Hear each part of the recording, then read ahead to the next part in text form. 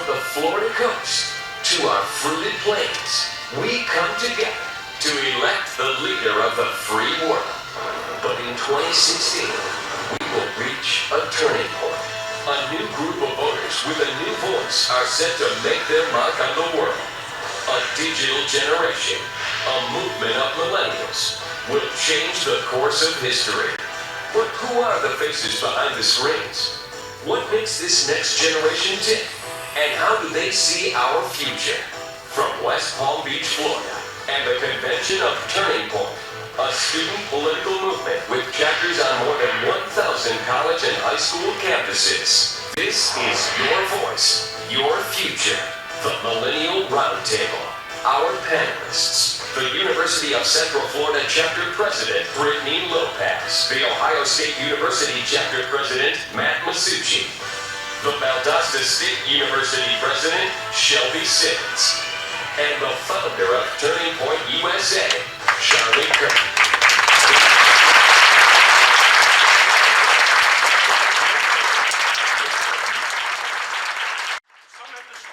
Selfish and self-centered with a large sense of entitlement, and they'd rather score high in Xbox than in a job interview. And gosh darn it, some of them just won't move out of the house. Good afternoon, I'm Mark Hyman, host of Behind the Headlines. Thank you for joining us. It's the millennial generation. They follow the Gen Xers and the baby boomers. Are those characterizations of millennials accurate? We've got 4 panelists here who say it's not. Plus a filled convention ballroom who've got a lot of comments and questions they want to share with us throughout the afternoon. This is an important discussion. We're glad you're part of it. What's more about this group is that they consider themselves activists. Now they also tend to lean conservative, which separates them from some of the other millennials we've seen in the news in the last several months. So we've got a lot to talk about, a lot of issues, a lot of topics, a lot of questions we're going to raise, and we're going to challenge our 4 panelists. So again, thank you for joining us.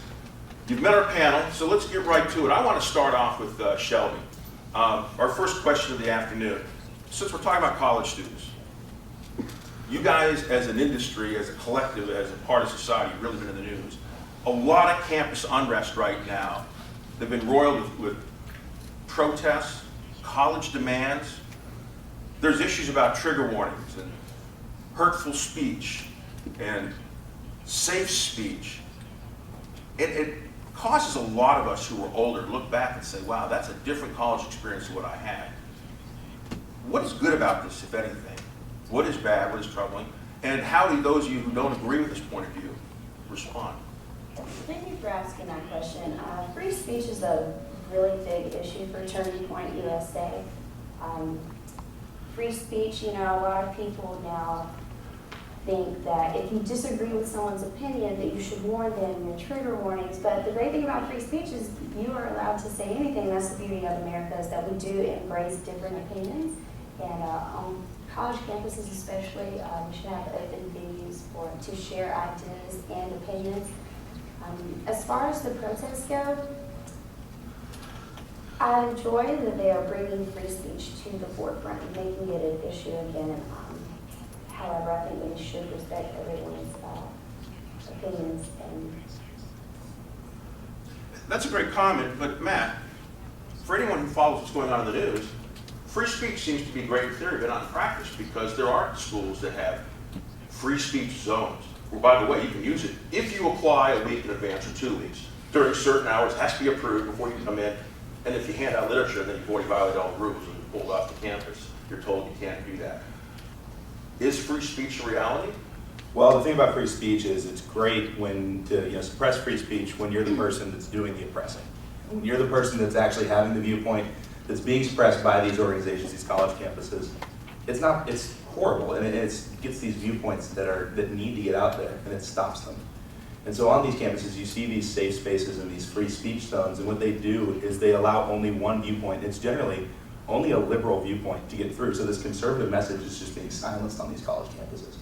But Charlie, you started this organization with one of your goals is to kind of be able to have various points of view on campus, and yet there's been kind of a growing issue.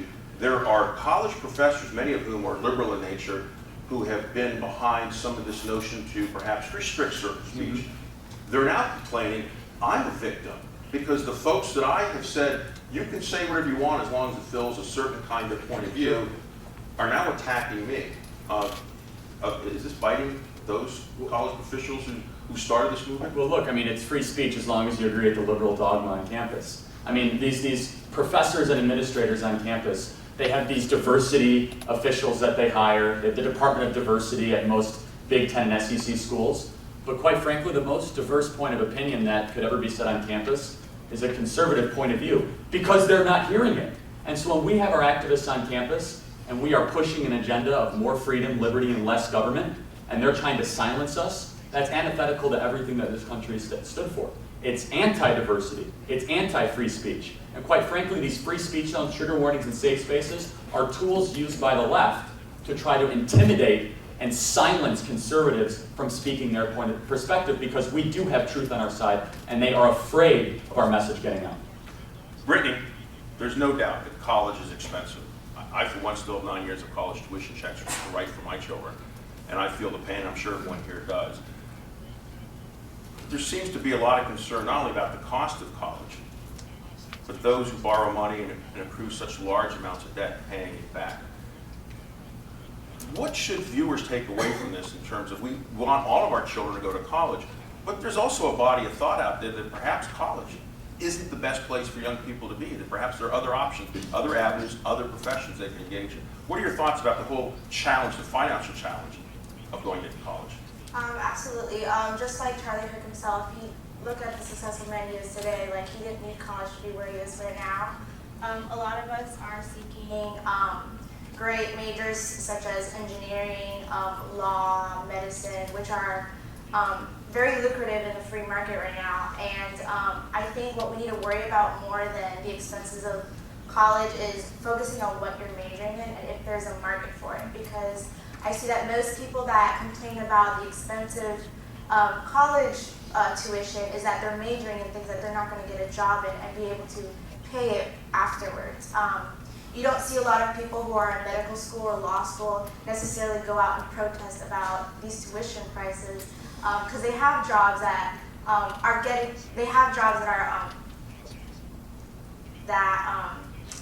are worth getting a salary for, that they can pay their loans off, and that they can also have a comfortable lifestyle versus someone who does women's studies or basket weaving or those, and a lot of liberal art majors as well. Just building off of what Brittany said, you can get a degree in migrant bird studies all that you want to, but there's only a limited number of positions. There's a false narrative in America now that you must go to college to be successful. You must get a degree. But that's completely untrue. We do need skilled workers in the labor force that you don't necessarily have to get extra training. It would be more beneficial for someone to, let's say, be a carpenter or work with your hands. That doesn't really require a lot of going to school. So why would you put yourself in $50,000 worth of debt for a degree that you wouldn't even use when you could enter the workforce and not have to pay salary back? And let's talk about the whole college experience, not just getting into college, but getting into college, because Turning Point has high school chapters, and this is the time where high school seniors are sending in their early applications, their early decisions. They're making up their list. They're hoping they'll be accepted at their college of choice. And one of the troubling things that's come out is if you take a look at the SATs for the class of 2015, they were at the lowest combined score in the last 10 years.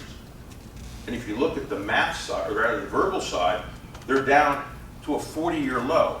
So the question is, for those of you who are working hard, those of you in the high school chapters, are our schools letting you down and not properly preparing you so that you can get accepted to school? The average for class 2015 was a 1490 combined score. 1550 is considered the cutoff to get into college. So, Charlie, what do you think? Are high schools letting us down? Right, and so for those of you that take the ACT and are from the Midwest, that's an equivalent of about like a 23 or a 22, so not good. Yeah, I mean, our schools are broken, and public sector teacher unions are preventing young people from getting a higher quality education. We have permanent classes in our society, mostly minority, that are disallowed from choosing a higher level of education. They are put in a permanent cycle of government-run schools with government-sponsored public teacher unions that are preventing choice from happening in education. So they're put in schools that fail, where you don't learn to read and write, where you're told that the society is never going to be good for you. What's your conclusion going to be? You're going to reinsert yourself into that endless cycle of destruction. The only way we could ever get away from that is allowing freedom in education to actually happen, where the black mom on the south side of Chicago can send her kid to where the successful white mom on the north side of Chicago can send her kid. You shouldn't let a zip code determine a child's future. But and a quick follow-up to that, and in fact, I'll bring you into the conversation, Matt. If you take a look at blacks, whites, and Hispanics, over the last 10 years, their scores are all down. Asians are up 54 points. So it isn't just a matter of the test itself, because there are demographics that continue to improve. What should we attribute that? Any thoughts? Well, I mean, the comment I was going to make was just building off of what Charlie was saying, which is that why do we allow, if you look at private schools and charter schools and those things, rich parents can already choose to send their kids where they want to go. Poor families, they don't have that same choice because they're determined by their zip code. A rich family can just choose to spend $10,000 a semester, send their kid to a private school. A poor family can't do that. So if you get rid of that zip code thing that determines where you go to school, all of a sudden, poor families can actually send their children to the school where they view that they can get the best education, not where the government decides it.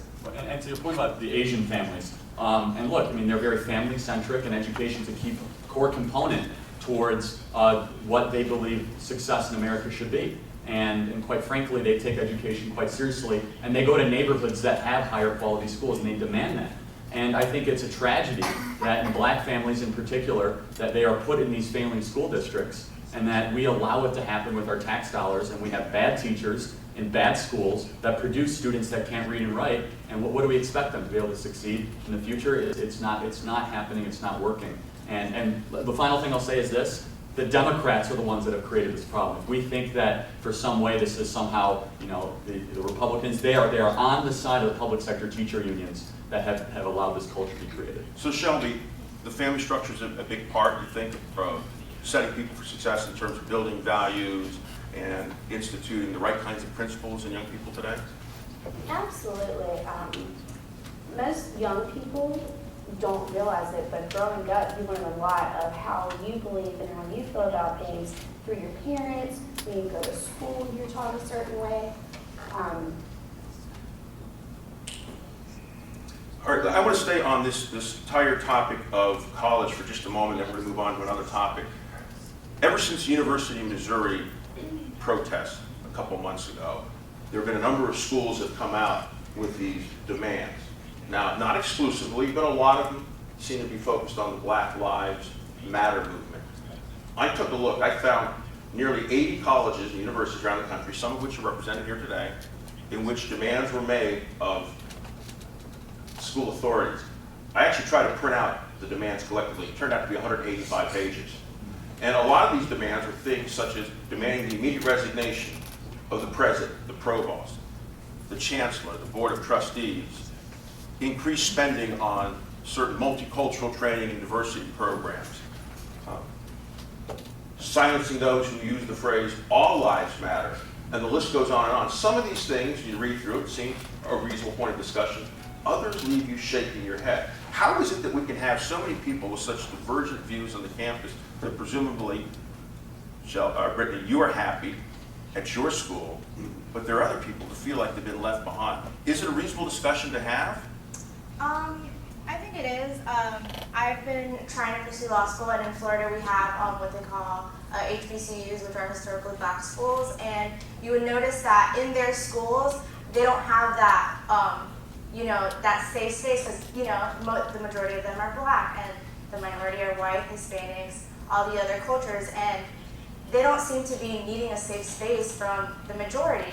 So I just feel like it's one of the law. It's a feeling of entitlement, and it gives the school a lot of reputation, saying that we're taking care of our students and don't worry.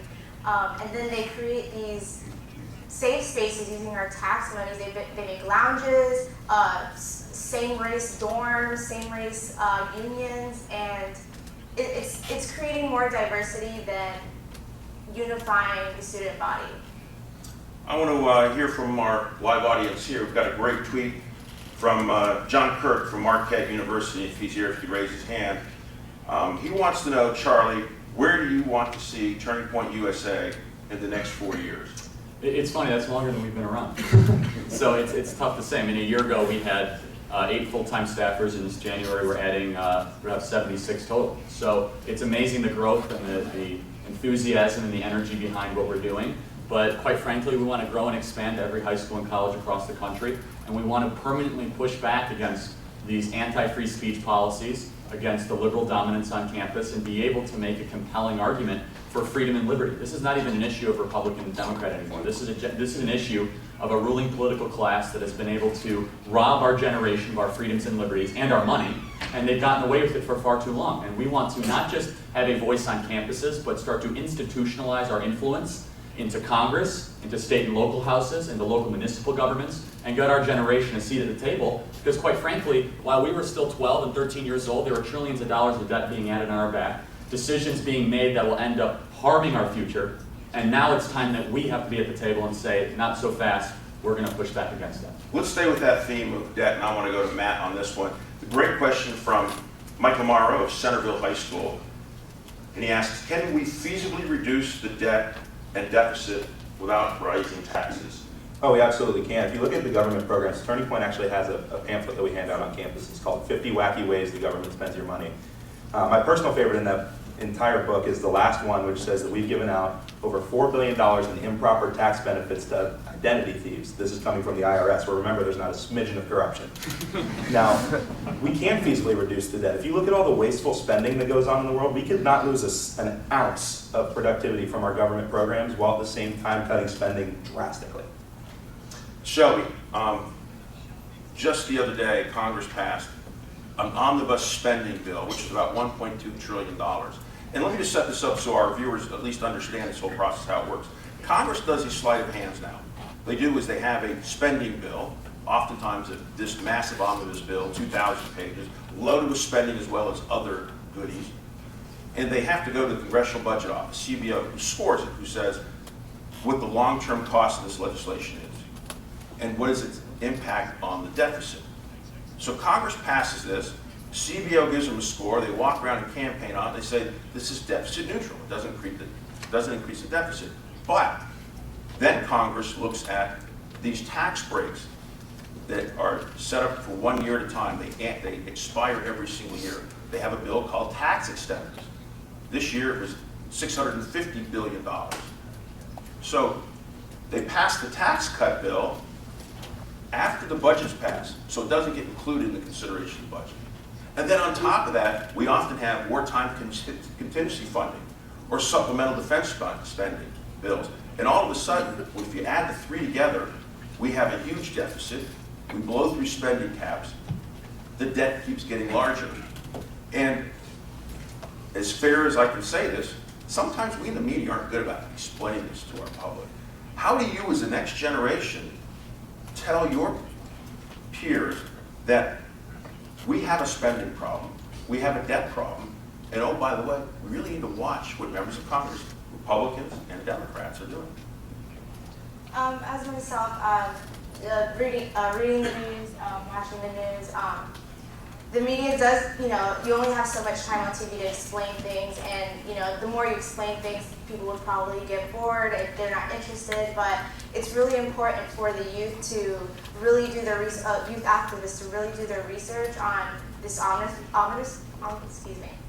this bill, and see all the spending. See, most of the youth thinks that we spend most of our federal budget on military, but we don't. And it's really important for us to spread that on campus that, we spend our taxes on so many stupid ways that they would probably laugh. And, just explaining this on the media, just this one bill, if you're a Republican, you're against it, whatever, and you just follow the stereotype, and if you're Democrat and in favor of it, you just go for it, and not really understanding what all the taxes are for. I think a lot of people would be very surprised to see what our taxes specifically go towards, and they would feel as if the government is betraying us, because we spend also a lot of our taxes on foreign social programs, and before we even take care of our own social issues here in America. So I think, you know, as youth activists, we really need to do our research and, you know, learn what our taxes are going into and spreading that word. And Brittany, let me follow up on what, I'm sorry, Sheldon, let me follow up on what Brittany was hinting at, because she talked about that defense spending, but let's talk about discretionary spending. It's about a third of what we spend our money on in this country, the federal government. The rest of it are these entitlement programs, which includes Medicare, Medicaid, Social Security, and so forth. And it's often our sense in the news world that perhaps the public doesn't even have a good grasp of how our money is spent. How do you educate your grassroots movement to understand where the money goes, how it's spent, so they can make a decision whether that's appropriate or not? The first thing a lot of people like to bring up is, all right, we have the deficit and we have a huge defense spending, so why don't we cut defense? Well, there are a lot of wasteful spending, first off, that we could eliminate before we even talk about cutting the defense. The way that we make it relatable to students is we're digging ourselves a hole that we will not be able to get out of. We keep creating these limits and say, okay, this is the ceiling, you can't go any further, and we just keep breaking it, and every year we just keep adding and adding and adding onto the debt. We're going to turn into the walking debt if we cannot get a hold onto this spending. We will create debt that our kids and further generations will never be able to pay for. And just can't keep adding on to that, whether it's cutting spending or whether it's raising taxes. I think we need to find a middle ground where both sides of the aisle can come together and do what's best for future generations as well. And Charlie, I mentioned the omnibus spending bill, 2,000 pages long, a lot of money being spent, but it's almost misnomer because there's so much more that goes into legislation like this. It's like taking your grocery shopping list and adding things like rake the back lawn, change the oil, get the dog to the groomers. And there are things that are added into this. Let me just share with our viewers and our live audience here some of the various topics and issues that were included in the spending bill. Removing restrictions on the purchasing of Russian-made rockets, change to the visa program, school lunch nutrition standards, lawsuit protections on the use of trans fats, disclosure rules on political contributions, regulating fermented cider, and regulating snow sledding on the west front of Capitol Hill. It's confusing to anyone who's gone through that high school class of how a bill becomes law, because Congress just throws everything in. It's like a big pinata. Right. How do we educate the next generation to hold, if they should hold, lawmakers accountable, or is this okay? Of course it's not. Is this the acceptable way of business? I mean, many people in this room are on the center-right perspective, and many people in this room went to work and worked their tail off to give the Republicans a majority in the Senate and the House back in 2010. And then Mitch McConnell and all of his allies promised to cut spending, put forth balanced budgets, and to end cronyism. I think when Mitch McConnell was running in his primary against Matt Bevin last year in Kentucky, he said, I'm gonna be a champion of big budgets, $1 trillion deficits, and crony interests. Of course not. He went to his constituents and said, I'm gonna balance budgets and fight back against the growth of government. What we're seeing here, and I'll make one point. You hear a lot of people say, well, we need more agreement in Washington. It's too divided. Things are too partisan. Republicans, Democrats, they can't get along. You don't get to $19 trillion in debt with a lot of agreement, without a lot of agreement. You've had Republicans and Democrats agree wholeheartedly to protect their own special interests for decades, as long as there's more money being borrowed and our generation's getting further into debt. So the omnibus bill, whether it be the $1 trillion package that was approved at Boehner's exit, what it really means is the politicians are going to say one thing in both political parties, and our generation is going to get farther into debt, our freedom will be decreased, and our country's sovereignty will be put in jeopardy. And that's what this organization is all about, is we are rising up to take our government back. Okay, Matt, we're talking about federal lawmaking, federal elections. What about the local level? Great question here from Madison Drummond of Greenbrier High School. She wants to know, should local elections matter to the millennial generation? Well, they should matter to the millennial generation. I know a provision that was most recently on a ballot in my hometown of Upper Arlington was they were adding a 2.5% tax increase across the board for people to pay for pipes and for roads and for things, and that's fine. You know, those are important things, but what the fact of the matter is they never went to the pipes, they never went to the roads. They went pretty much straight into various programs that the city council members wanted done. The other thing they did was a tax increase for the Columbus Zoo. They put it on all of Franklin County, And funny thing is, the zoo isn't even in Franklin County. So they taxed Franklin County to pay for this new zoo levy for a zoo that isn't even in the county that they're taxing. So yes, local elections absolutely do matter, because we look at the federal tax rates, then look at, you got 7% sales tax in a lot of states, various income taxes, local taxes, they do matter, and it all adds up. And it ends up taking money out of your pockets, and ends up just creating wasteful, horrible programs in various communities that just drain our society. A few moments ago, we were talking about national security, defense costs, and so forth. And Brittany, I want to ask you about something that Marissa Dorsett had just brought up. She says, what is your opinion on Islamophobia, which has increased in the U.S., especially with the arrival of Syrian refugees? And I want to set this up because President Barack Obama just gave an interview to National Public Radio, and summarizing what he said is, Americans have nothing to fear from ISIS. There is no threat here. It's just, we've done a fantastic job in this administration of tamping down the ISIS threat. Our problem is messaging. We haven't told the public very much. We haven't told our story well, and how good a job we've done.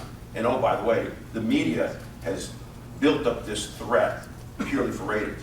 What are your comments on potential threat and what the president had to say? Is there a legitimate concern? On any radical point of view, any radical religion, there's always going to be a outcry of, that one little percent doesn't represent the entire religion, which is true. And so, that follows with our First Amendment, that we have freedom of religion. We also have freedom of speech and freedom of thought. So, for whoever believes one religion, and they're so set forth in it, every other religion is not what they believe in. Like, you can't force someone to say that's okay. Let me put it this way, I'm a Christian, and so that makes me believe that my religion is right. But in our country, we have freedom of religion. I can't make someone become a Christian. That can't be a law because we're in a free country. And Shelby, I want to bring you into this conversation. The tweet mentioned the phrase Islamophobia. A phobia is an irrational fear of something. Do some people have an irrational fear? Is there legitimacy to some of the concerns? Well, first, I think it's important to make the distinction between radical Islamists and then the faith as a whole. We should not fear a specific religion. Should we fear radical people that have declared jihad against our country and the entire Western world? Absolutely. There is room for concern, and we do understand those concerns, but it's important that we do not make rash, hasty decisions. I think the best way to go about this would be to re-examine the policies that we have and how we vet people. Just make sure that we have all the information on someone's background so that we know who these people are. And if we do come into this country, that you're not a threat. There's nothing to fear from religion, but we should fear. Can I say something on this quickly? Please. I just want to go to your comment on President Obama, because it strikes a chord here. Quite frankly, every single radical group across the world has gotten stronger and richer under President Obama. Every end of the United States has gotten stronger and richer under President Obama. Whether it be radical Islam, whether it be the North Korean communists, whether it be the Venezuelan dictators, whether it be Russians' madman aggression in Eastern Europe, President Obama has been an expert at making America's enemy really rich and really strong. And if we're going to continue to have this political correct dialogue in this country, that somehow we're going to win this war through some sort of spreading of Medicaid towards southeastern Afghanistan village, we are going to be taken over by radical ideologies. And quite frankly, the West is at war with an idea that if you do not conform with Islam, then somehow you should lose your head. Matt, quick comment? Yeah, actually, I wanted to talk about what you mentioned with the idea that the government says that they're not messaging it well enough. They're not talking about how good of a job they're doing. What does our government do if not go out and tell us how great a job they're doing on everything? President Obama in the 2012 debate said radical Islamic terror is on the run. Osama bin Laden is dead, Al-Qaeda is on the run. Then ISIS comes along. Did he say, oops, our bad, terrorism is bad? No, he said ISIS is a JV team. All they do is they talk about what a great job they've done on everything. So no, it's not an issue of messaging. It's an issue of their policies are failing, and they don't want to admit it. And it's having legitimate impacts on us. Thousands of refugees are at our shores and in other countries, and we don't know what to do with them. We can't properly vet them, and they're blaming it on us. Speaking of performance, proof of performance, I want to roll a video for our live audience here as well as our viewers at home on one perspective of what millennials are all about. Roll video, please. I'm a millennial. I'm a millennial. I'm a millennial. I'm a millennial, and I'm sorry. And I'm sorry. We suck, and we know it. We're self-centered. We're entitled. We're narcissistic, lazy, and immature. And we're super sorry about that. We're the worst. If only we could be more like our parents. Yeah, the baby boomers. You guys were great. You gave us great music. 60s counterculture. Psychedelic drugs. A lot of great movies, too. Jurassic Park was awesome. Good job with that one. We don't know what happened. You raised us to believe that we were special. So special that we didn't even have to do anything to earn it. I got this trophy for existing in soccer. That's pretty special. No idea what went wrong. You tried your best. You insisted we all go to college, and now we're the most educated generation in American history. Sure, college costs 600% more than it did when you went, and yes, we averaged like $30,000 in student loan debt. But here we go again, making excuses. We're so lazy. Instead of living in our parents' basements and waiting tables, we should just go and get real jobs, like you did. I mean, not a job in manufacturing since those all got outsourced in the 90s. Man, the 90s were great. Do you guys remember Full House?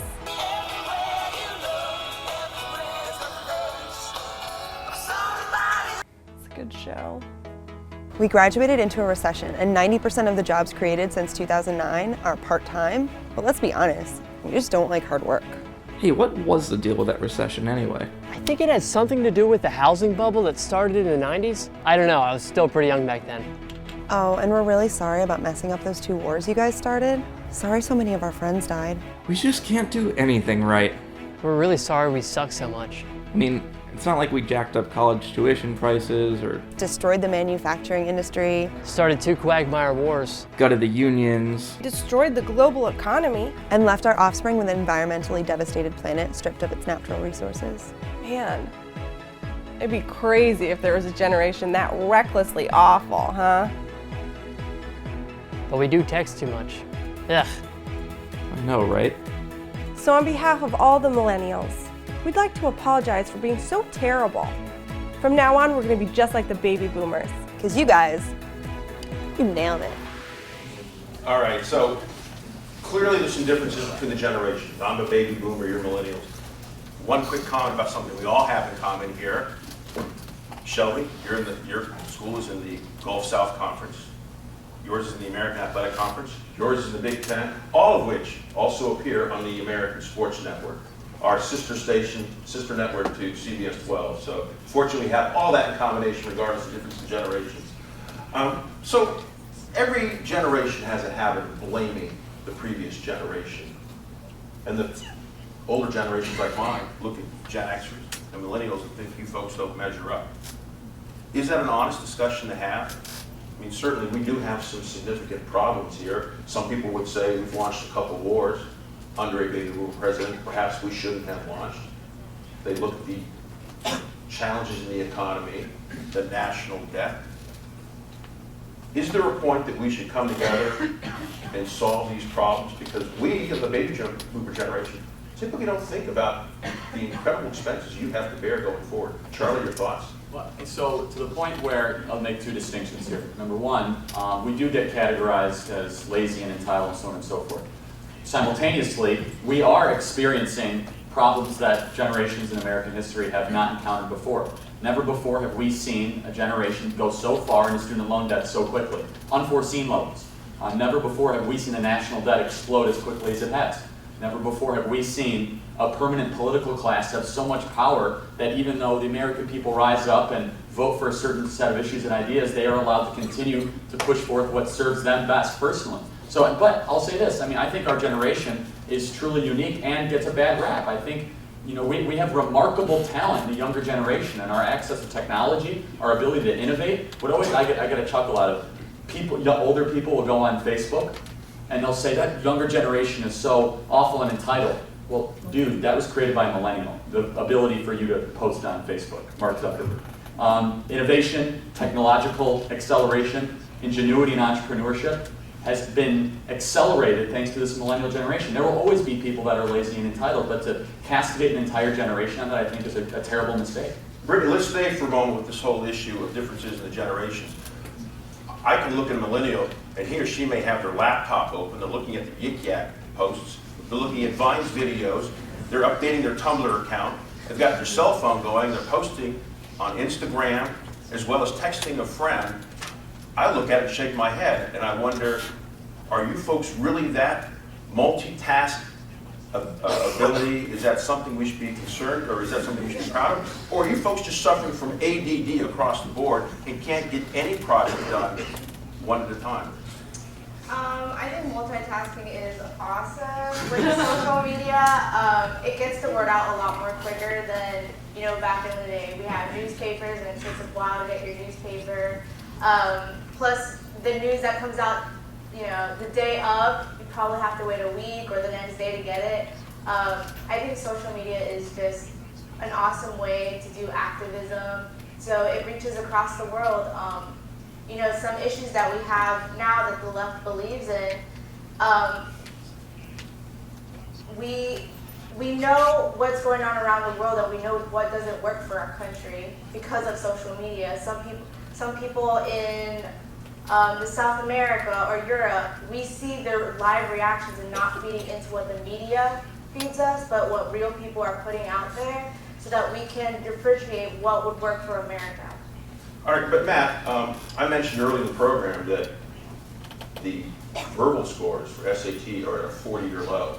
Is using all this electronic media and 140 characters to say something, is that damaging your ability to communicate in what we might consider a traditional way?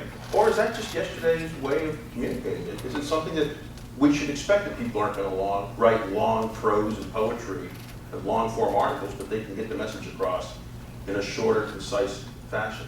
Well, just let's look at a couple things here. One, my brothers, most of the kids I knew growing up, nobody really had cell phones until they were about 13 or 14. Your verbal skills really start forming and developing when you're a lot younger. Yes, they develop as you get older, but let's look at our formative years. A lot of that falls on the previous generation, our parents, who, quite frankly, if you want to look at entitled, all these other things, where does that come from? Like, that's not anybody's nature. I refuse to believe that this generation is just inherently bad compared to the others, and it comes from our public school system. But also, to your point, yes, it is changing. When I communicate with Charlie, when Charlie wants to tell me about something, we don't really, doesn't call me on the phone very often. He sends me a text or shoots me an email, and I read it and I respond. And that's just the way communication works anymore. I have a great question here, and I'm going to put this to Charlie. This is from, I hope I pronounce this properly, Reese Gamas from Azusa Pacific University. Would like to know, what would be your advice to millennials seeking to run for public office? Do it. That's it. Seriously, I mean, we need more millennials running for public office. The average age of Congress is like 79. That's not that high. It's lower 60s, high 50s. So when you have a generation that's not going to be affected by the policies that they're passing, you're going to continue to see an erosion of freedom and liberty, a total generational disconnect, increased debt, higher taxes. So let's look at a great example like Obamacare. There's 27 new taxes in Obamacare. 25 of them are targeted at millennials, because the people who wrote the bill are not millennials. So when young people say they want to run for office, I say do it, absolutely. You can receive training through our organization and many other sister organizations that exist to train millennials to run for public office. We need to lower the age of the elected representative on local governments and state governments and the federal office, because the reason we have this kind of generational theft that's been going on is you do have a generation that in 20 years, many of them will not be around anymore, because they're just serving their own self-interest. They're not going to have to pay off this national debt. They're not going to have to worry about this reckless economy that they've put on us. And so my recommendation would be, even a liberal or a Democrat that wants to run for public office that's younger, they absolutely should do it, because they come from it when a different generational perspective of public policy created. And Brittany, I want to bring you back into the conversation. Seja Drake of LaSalle College, who has the Twitter handle Pretty Patriots, I'm sure she'll get a lot of followers today, asked the question, would socialism be popular with millennials if we weren't the participation trophy generation? We've taken a lot of hits in society in terms of everyone who plays on the soccer team gets a trophy. Have we gotten to a point that we don't recognize merit, performance, and that we've kind of made everyone feel good, everyone's a winner no matter how well you do? Is that a good thing, or is that a bad thing? I do not think it's a good thing to necessarily reward everyone at the same standard for different participation levels. In the real world, I mean, under socialism, that would be ideal, but in the real world, you know, why would someone want to be a doctor if they're going to get paid the same as a beach bum? You know? Or, you know, why would, let's say, you know, right now they were fighting for $15 an hour to flip burgers at McDonald's. I get paid $15 an hour as a paralegal in a law firm. Like, why are you going to put that at the same standard? Coddling students absolutely does breed mediocrity. Competition, just like in the marketplace, leads to innovation. It drives you to work harder, to do better. And if we're telling you that it's okay to just participate, you tried, thank you so much, it breeds mediocrity, and it really does. And we need to push ourselves as a generation to expect more of ourselves to rise up as a generation and take our country back and let them know, like, this is not okay. Matt, I want to stay with this whole topic for a moment about socialism. And there's been some characterizations that your generation is much more socially liberal than the Gen Xers and the baby boomers. If you take a look, Gallup was polling for 40 years on an annual basis the attitudes towards same-sex marriage. And for most of 40 years, it was usually 60% were opposed, 40% were in favor. And then there was a huge shift in September of 2013 when it flipped. Basically, 6% of Americans said we're okay with same-sex marriage, 40% said we're opposed. Here's the question, and that's usually attributed to this younger generation, your generation coming in. Is your generation more socially liberal, or are they more socially libertarian, where they say, I don't care what people do? Any thoughts? Well, I would agree definitely that we're very socially libertarian, and that it's, with gay marriage, the people that are for gay marriage in this country that are my age, isn't that it's all about equality, it's just that the government, they don't think the government should have a right to decide. However, what I think people need to realize is, going back to what you were talking about with socialism, the pressing issues in the world right now are not these small social issues. Like, if you look at the gay marriage issue, it impacts, what, 1 to 3% of the population? The economy impacts 100% of the American people and many people in other countries. We need to start looking at the issues based on their priority, not based on what's, you know, the pop culture that the media has actually pushed on us, that gay marriage is the big issue, pro-life is the big issue, all these other social issues are the big issues. No, it's the economy, it's what's going on internationally. Those are the things that should be driving this debate, not these small social issues. I want to follow up on the economy, Charlie, because Brittany made this comment a moment ago about being paid $15 an hour. So there are three major cities that have already implemented through local ordinance a mandatory $15 an hour minimum wage. It started in Seattle, then went to San Francisco, and then Los Angeles. So it's been about 6 to 8 months now that they've in various phases of phasing this in. Some people call it a living wage. Is this reasonable that people should at least get a certain dollar value for their service? Or are we tinkering with the free market, and is this not the proper way to address earnings? Well, it's definitely not the right way to address earnings. The fact that you could come up with an arbitrary number like $15 because it fits nicely on a campaign poster, and that's somehow going to be perfectly economically viable in a marketplace is a complete misrepresentation of economics. So, I mean, I'm not saying that, nor should we say that we should abolish the minimum wage tomorrow, but the first thing is, let's talk about what is making $8 an hour unlivable. Well, high taxes, the inability to buy goods and services quickly, and inflation. So let's talk less about, arbitrarily raising the minimum wage for a ballot referendum so that, liberal Democrats in Seattle can feel good about themselves, which, by the way, harms entrepreneurs and closes coffee shops and makes manufacturing more expensive, and young black minorities in certain communities will have less likely to find work and they'll end up unemployed. Let's put that aside for a second, and let's talk about how when you do raise the minimum wage, what's really happening here is a group of people that are trying to get further political control. And when you're tinkering with the marketplace like this, you're going to have unintended consequences. I want to do a quick follow-up on this issue. The Census Bureau released its 2014 report on income and poverty. Very interesting data point in there that really hasn't been examined closely. According to the Census Bureau, only 3% of full-time, year-round workers live in poverty. The implication is that it's not how much you make per hour, but whether or not you actually have a job. That's right. 52 weeks out of your thoughts? Right, and it's also you have to look at how long is someone actually earning minimum wage. So when someone shows up on time and demonstrates results and value in the marketplace, they have a high percentage and likelihood to not earn minimum wage for very long. I mean, Walmart did a study and it showed that if someone starts at minimum wage, they'll only stay there for about 6 weeks if they show up on time and do their work. They don't even need to demonstrate excellent results. So this whole idea that really what's going on here is just another power grab to try to divide people. It's trying to say that somehow the business owners are wrong and that we have to raise minimum wage, and it's just a ploy for political control. I think the bigger question is, Why are we as a society, why are we content with just the bottom rung of the ladder? Minimum wage jobs are not meant to live off of for the rest of your life. They are meant as starting positions so that you can build your character, learn skills on the job, and that way you can take those skills and apply them and get a better position and raise yourself up. Why are we content as a society to just do the bare minimum? We should push ourselves to expect more of ourselves. I would like to add on that the same side that is increasing minimum wage to $15 an hour is also the same side that wants to increase taxes. So when you get paid $15 an hour, you're technically not getting $15 an hour. You're going to get like maybe 10 with the amount of taxes that they're going to press on your paycheck. And to add on to that too, I mean, if you living off $8 an hour is tough, but it's a lot tougher to live off $0 an hour.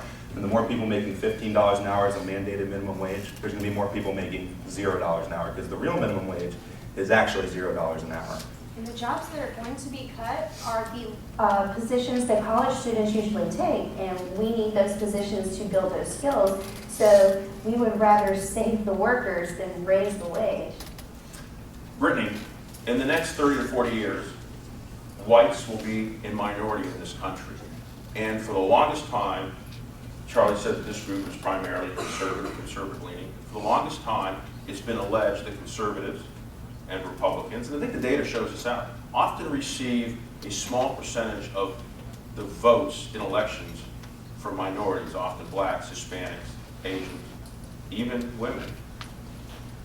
Moving forward, if you believe that your values, your principles, your ideas are the best for America, how does organizations like this bring in the people who will form the majority so that you can win elections? Right. I think Turning Point USA has an excellent way of including a lot of diversity. We recently had the Latino Summit in July in Chicago, and it brought a bunch of conservative Latinos, which are usually less than 1%, at their schools. Most Latinos don't even know they're conservative because they're pushed by people who speak for them because they don't really have a voice. I see that we're going to have a lot of change with this election in the minority vote because the right has so much racial diversity. Even, the typical old white Republican, we have one that speaks fluent Spanish, and they speak to the Hispanic community very well. And the left has one lingual, all old, They say that, take the white man out of the White House, but now they want to put another white man in the White House. So. All right, well, let's stay with that particular topic. Alexa Archibald, University of Buffalo, asks on Twitter using the hashtag #YourVoiceYourFuture, how does the Republican Party capture the millennial vote in 2016? Charlie, your thoughts? Well, first and foremost, you have to engage, you have to go where students are, and that's what Turning Point USA is doing. You go into the campuses, you don't just show up 60 days before an election, but you build relationships and you get known by the student population as being present, not just pandering, but being present. And having them know and walk by your table and your booth and get activism material and supplies and engage them in conversations, so that over a period of a couple of years that there's a narrative that is built on campus that there is a different point of view. So that when there is a difference between, let's say, Hillary Clinton and the Republican candidate, that there is that kind of separation. And finally, it's going to have to do a lot with message. I mean, we have to make a compelling argument. And here's the argument in 20 seconds. You have a Democratic Party that is arguing for VHS cassette tapes, that's arguing for cafeteria school lunches, arguing for taxi cab companies. We're arguing for Netflix, we're arguing for Chipotle, and we're arguing for Uber. We want innovation, ingenuity, and bottom-up entrepreneurship. They want old world, 19th century thinking so that they can retain political power. We're a generation that gets called self-centered and narcissistic. No, we like customization. We like to be in control. We want to be the people that make the decisions. And the Democrats, they want one size fits all, conformity. You disagree, we will punish you. You say something we don't like, we will silence you. We believe in freedom of speech, freedom of thought, freedom of ideas, freedom of people. When we allow that to happen, that's how we're going to win. Let's stay with that whole idea.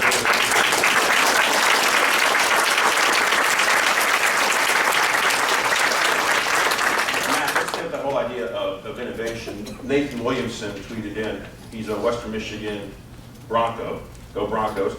He wants to know, we have a 20th century generation dictating old ways to millennials.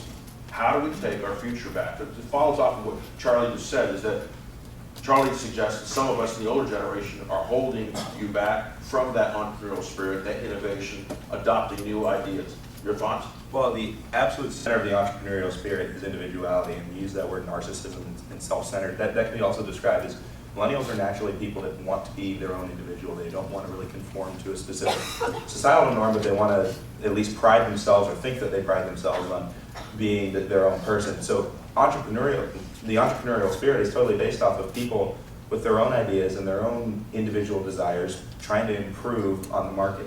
So the old way of thinking, we need to show that the entrepreneurial spirit is alive and well, and the old way of thinking doesn't align with that, with what a lot of these Democratic politicians are pushing for.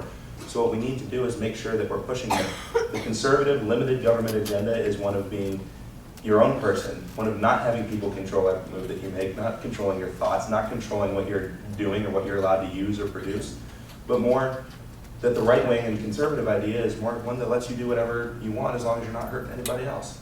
Furthermore, when the market is free, pardon me, when the market is free, it spurs innovation because you can compete based on price, based on different features, and that's how we get all these great new products that we use. Have you seen how the iPhone has transitioned from what it used to be? So we have the iPhone 6 now that's huge. And what a lot of people don't realize is that when the government steps into the marketplace, they're eliminating that competition and backing up their pals and backing up interests of entrenched politicians. So there's a big difference between crony capitalism and real capitalism. And I think we need to take that power away from the government and give it back to the market, give it back to the small businesses, and allow them to create more innovations and continue to progress instead of trying to keep us in the last century. Uber recently did this thing in Austin, Texas, where the city council is trying to ban Uber because it's bad for taxi cabs. It's a really outdated system. So in response, they did a horse and buggy. And I just think that kind of highlights how they're trying to just keep us back when we're steadily progressing. And Matt, so we're talking about the economy. About 1 out of $6 in America today are spent on healthcare. Here's a great question from Joshua Ricalde of Orange Coast College. His question on Twitter using the hashtag #YourVoiceYourFuture. Do you think Obamacare should be repealed, and what should its replacement be? Obamacare should be repealed. There's your simple answer to that question. But it should be replaced with a more free market system. There's a lot of places where you can't buy insurance across state lines. You can't buy the insurance plan you want. They mandate specific types of insurance for specific types of people because of Obamacare. As certain presidential candidates have said, let's try freedom for a little while. Let's let the free market, let's let innovators come along and change the insurance policy. They talk about pre-existing conditions. Well, if we had more than 6 competitors in the marketplace, maybe some insurance company would say, yeah, we'll allow people that have pre-existing conditions to steal away that market share. If we allow the free market to innovate, insurance will improve, not because of some government bureaucrat, but because of real Americans making real investments in the economy and real investments in society to improve the welfare of everybody. And there were a lot of promises made about Obamacare. They said, if you like your doctor, you can keep your doctor. This is going to lower the cost of health care for people. It actually raised the price by, I want to say, about $3,000 for every family. There were a lot of promises that weren't kept, and I think that it kind of betrayed the American people. And we should make it more affordable for healthcare instead of actually raising it by limiting the competition in the marketplace. They pretty much have not a monopoly, but an oligopoly. Now, we're almost out of time, and I've got about a minute and a half for your response here, about a minute. So Mariah Kristen has questions. Your organization deals with making an impact on your college campuses, high school campuses, and of course, across the country. But Mariah Kristen of Hagerstown Community College wants to know, what's your advice to conservatives who live in a liberal family and being silenced in our own homes? That's tough. Been there, done that. not in my home in particular, but many of my relatives. I mean, look, it's not easy to believe in freedom and liberty when there's lots of people that have never been exposed to it. But when you're able to channel that courage and you're able to articulate it in a passionate perspective and point of view, then you can be successful. And I'm going to have to leave it there because we've just about run out of time. We've had a great discussion here covering a wide variety of topics on issues that certainly affect the next generation. Millennials face a daunting challenge. And a lot of these challenges aren't of their doing, it's something they've inherited. The first step to solving any problem, of course, is having a conversation. And one thing I can say for certain about millennials, they're like every other generation. They want to leave to their families, their neighborhoods, their communities, the entire country, a better world than the one they inherited. Everyone wants to do that. This group here just might be the ones to make that happen. We're continuing the discussion online. Go to facebook.com/CBS12. Tell us what you think. Make certain you watch our late news for coverage of this roundtable and all the day's breaking news. I mentioned a few moments ago the American Sports Network. ASN is a sister network of this station. If they're covering your favorite team, go to AmericanSportsNet.com to find out the dates, times, and channel listings of your favorite college team. We're covering 18 college conferences. Finally, on behalf of our panel of experts and our audience here, I'd like to thank you at home for joining us. And as always, we salute our military, law enforcement, firefighters, EMTs, and other emergency personnel for their service to our communities and our nation. I'm Mark Hyman. Goodbye.